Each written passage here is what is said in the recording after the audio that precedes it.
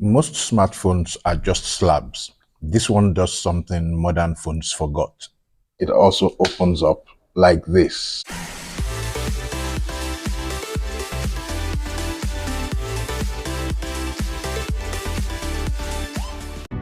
This phone was a superstar in its time.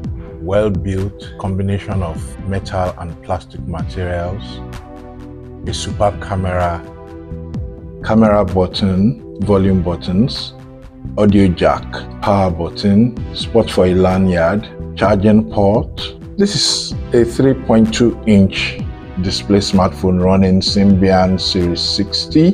For those of you who were around between the year 2000 and 2010, this is very familiar. It's a Nokia smartphone. As a matter of fact, it's the Nokia N97 mini. And this is not all there is to it, because it also opens up like this.